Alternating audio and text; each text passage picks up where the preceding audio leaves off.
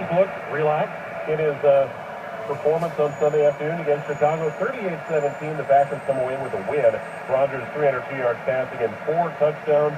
Kind of reminded me of one of those 2011 ball games. For more, we welcome in the voice of the Packers. It's Wayne Larry this morning. Good morning, Wayne. Good morning, guys. Well, you cover up the score and you look at the way the numbers broke down. Kind of a strange game with how much the Bears controlled the clock. They racked up the yardage, but no points in the second half. I thought it was a statistical anomaly, the whole afternoon. And, yeah, it did remind me of 2011 when it really didn't matter.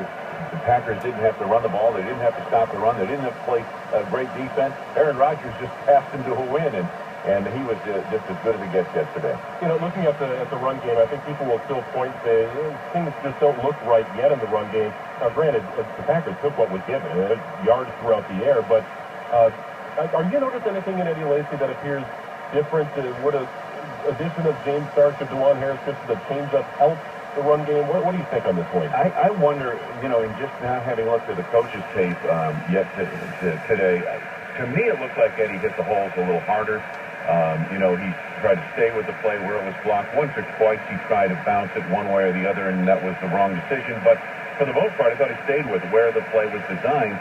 And, I'm not seeing the Packers get a whole lot of push up front.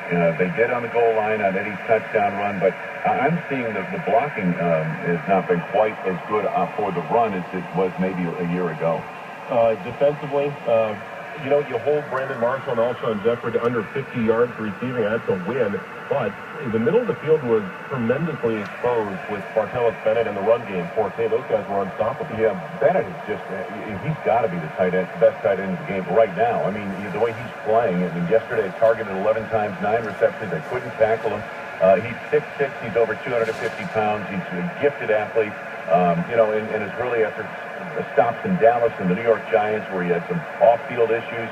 He is blossomed into a great player for the Chicago Bears. He's very difficult to stop. Defensively, the thing that concerned me the most, Greg, was the way the Bears came out and ran the ball right at the Packers and overpowered them right up the gut of the defense. Now, this is, again, we talked all about this, more personnel, less scheme. We talked about leaner, quicker, faster, smaller people up front defensively. And so far, the results have not been good in run defense. How much of that is P.J. Raji's absence? It seemed like they were just attacking with Troy Guyon. Well, no pun intended, that's huge. B.J.'s a guy who, they drafted, they designed this defense around him to play nose tackle. I know the last couple of years he hasn't because the big bodies have had to play inside like Ryan Pickett. You couldn't put him out at anymore.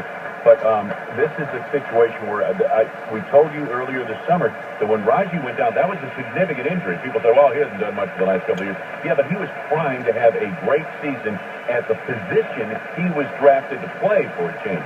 And so, that was a huge loss. LaTroy Guyon, as Bob McGinn said in the paper this morning, he's not B.J. Raji. So 4 games into the season, where is this team? What's its personality? All offense, no defense? Aaron Rodgers said last week, you know what? He and I were talking. He said we got to pass first and run. We've got to set up the run with a pass. That's who they are offensively. Okay, defensively, they expected to be a lot better against the run. They expected to be a lot better defensively at this stage of the game. Statistically, they don't look good, but they've had situations where, like in Detroit, they hold the Lions to 10 points defensively. In Chicago, they're getting trampled from a yardage standpoint. In the second half, they pitch a shutout.